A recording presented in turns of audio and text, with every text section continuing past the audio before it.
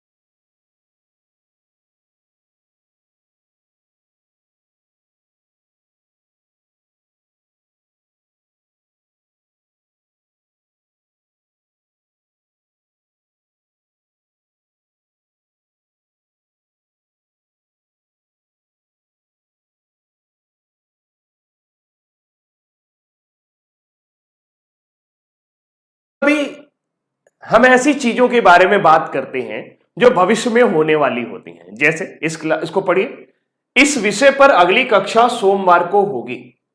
आज कोई और दिन है, आज की क्लास ले लेते हैं। The next class on this topic will cover on Monday. इस टॉपिक पर, ये दूसरा एग्जाम्पल है, मैं क्लासिकल एग्जाम्पल पहले आपको करा दे रहा हूं कि इसमें जो जो आएंगे क्वेश्चन में, अगर ये आ गया तो ये होना ही है।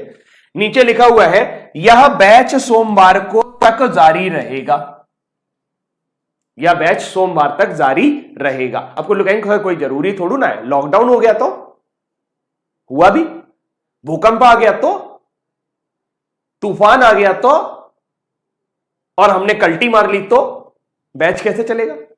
बहुत सारी वजह है, वहां पे जाके चेक नहीं करना, वहां पे पॉइंट ऑफ व्यू ही बदल जाएगा आपका। आप एजम्पशन चेक कर रहे हो तो आपको कहां पे रहना है? स्पीकर पर। स्पीकर पर यानी कि मान लीजिए मैं अनाउंसमेंट करता हूं कि इस पर अगली कक्षा सोमवार को लूंगा।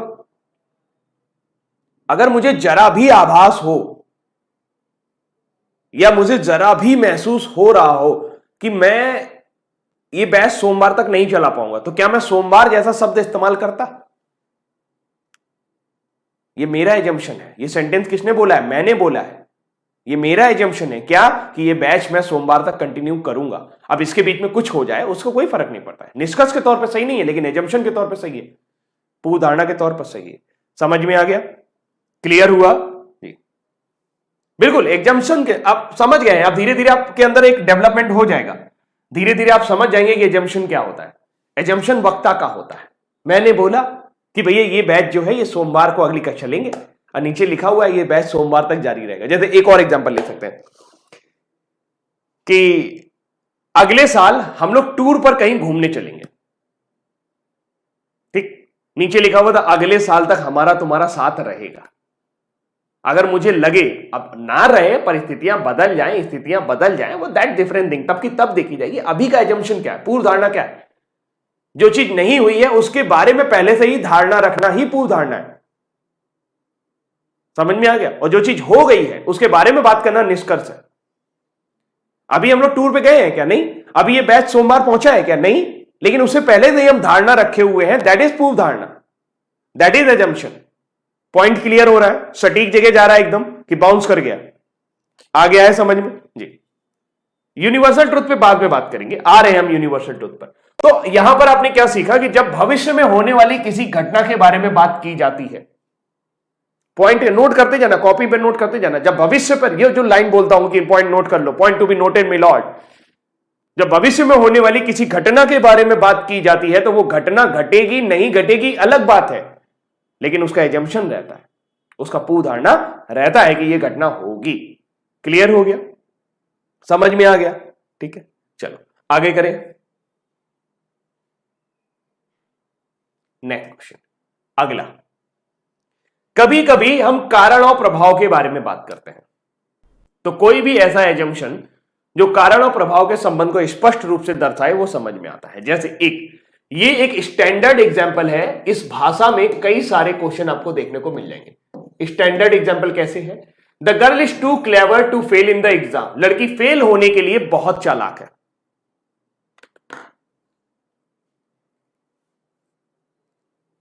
सेब बुरे होने के लिए बहुत महंगे हैं, यानी कि सेब इतने महंगे हैं कि ये बुरे नहीं हो सकते। The apple is too costly to be bad.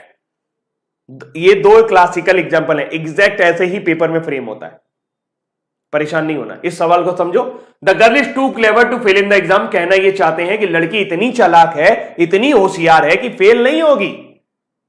मतलब कहना क्या चाहते हैं? कहना ये चाहते हैं कि जो लोग चालाक होते हैं वो फेल नहीं होते। सेब बुरे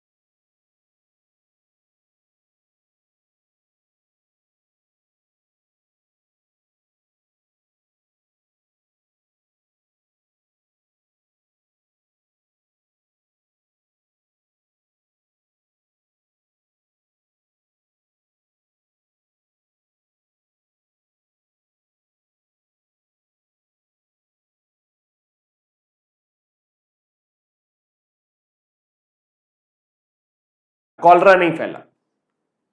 क्या बन सकता है इसका पूर्व धारणा? इस सेंटेंस को पढ़ने से तो यही लगता है इसकी पूर्व धारणा ये होती है कि जब जब पानी रुकता है तब तब कॉलरा फैलता है, लेकिन इस बार नहीं फैला। समझ में आ गया? कारण और प्रभाव का संबंध है। क्लियर हुआ? यह भी एजम्पशन चाहिए। एजम्पशन अगर स्टेटमेंट से एग्री कर रहा है तो सही होगा, बिल्कुल स्टेटमेंट से एग्री कर रहा है तो एकदम सही होगा, लेकिन मेयर री स्टेटमेंट नहीं होना चाहिए। जैसे कहा जाए कि फ्रेंडशिप इज बेनिफिशियल, दोस्ती लाभदायक है, नीचे लिखा हुआ है इनएमिटी इज हार्मफुल। फ्रेंडशिप की बात की गई है, फ्रेंडशिप की ही बात करें, इनएमिटी की बात मत करें। सेंटेंस से एग्री कर रहा है कि दोस्ती लाभदायक होती है, दुश्मनी हानिकारक होती है। फिर से, फ्रेंडशिप इज बेनिफिशियल, नीचे लिखा हुआ था friendship is not dangerous, same बात है। एजम्पशन नहीं है, ये निष्कर्ष है। ये निष्कर्ष के तौर पे सही होंगे, एजम्पशन के तौर पे सही नहीं होंगे। सेंटेंस पढ़ने के बाद भी आप इसका अर्थ निकाल सकते हैं, इससे पहले से आपके बारे में कोई जानकारी नहीं थी। बात समझ में आ रही है? अगर रीस्टेटमेंट हो गया, सेम मीनिंग हो गया, एकदम सेम टू सेम मीनिंग आ गया, तो एजम्पशन नहीं होगा, वो निष्कर्ष बन जाता है। और ऐसा कोई रूल नहीं है कि जो एजम्पशन नहीं होता वो निष्कर्ष हो, या निष्कर्ष हो तो एजम्पशन हो। निष्कर्ष और एजम्पशन के बीच में कोई रिलेशन नहीं है, लेकिन फिर भी आपको समझना है कि निष्कर्ष के तौर पर यह बात सही होगी, लेकिन एजम्पशन के तौर पर यह बात सही नहीं होगी। नोट कर लीजिए, रीस्टेटमेंट हो गया, ये दोबारा से सेम मीनिंग रिपीट कर दिया, तो वो आपका एजम्पशन के तौर पे आपको नहीं लेना। क्लियर हो गया जी? अर्जुन बनना है, इनएमिटी ना देखें, बिल्कुल सही बात है। अगला, वेरी गुड। कभी कभी आपके पास एडवर्टीजमेंट आएगा, कभी कभी आपके पास नोटिस आएगा, और कभी कभी आपके पास अपील आएगी, कभी कभी वार्निंग भी आएगी। ये चार चीजें होती हैं, इनको ध्यान से पढ़िएगा, अच्छे से समझिएगा। क्लासिकल एग्जांपल है, स्टैंडर्ड एग्जांपल है, एज इट इज पेपर में पूछे जाएंगे। जैसे पाठशाला का एक आपको विज्ञापन देखने को मिला। पाठशाला एकमात्र ऐसा चैनल है जो तर्क वितर्क पर विशेष कक्षाएं दे रहा है। मैंने अपना प्रमोशन किया, मैंने ब्रांड प्रमोशन किया। किसने किया? जब भी एडवर्टीजमेंट देता है तो जो एडवर्टीजमेंट देने वाला होता है उसकी बात पर आपको विश्वास करना होगा। विज्ञापन को देखने वालों पर कुछ प्रभाव पड़ेगा। अगर मुझे लगे कि विज्ञापन जब भी दिया जाता है तो क्यों दिया जाता है, यह सोच के कि कोई नहीं देखेगा इसे, या ये सोच के कि फालतू है ये पैसा डालना। विज्ञापन जब भी दिया जाता है तो उसके पीछे एक एजम्पशन काम कर रहा होता है कि अगर मैं विज्ञापन दूंगा तो ज्यादा लोग इसे देखेंगे और कुछ ना कुछ लोग प्रभावित जरूर होंगे और वो मेरे पास आएंगे। तो हमेशा विज्ञापन का असर होता है, हमेशा अपील का असर होता है, हमेशा नोटिस का असर होता है। अगला, लोग तर्क करने के लिए अनन्य वर्गों के लिए तत्पर हैं। इसको इंग्लिश में पढ़िए, people look forward to exclusive classes. बिल्कुल, यहां पर मैंने एक्सक्लूसिव क्लासेस की बात की है, और ये मैंने क्यों की है, क्योंकि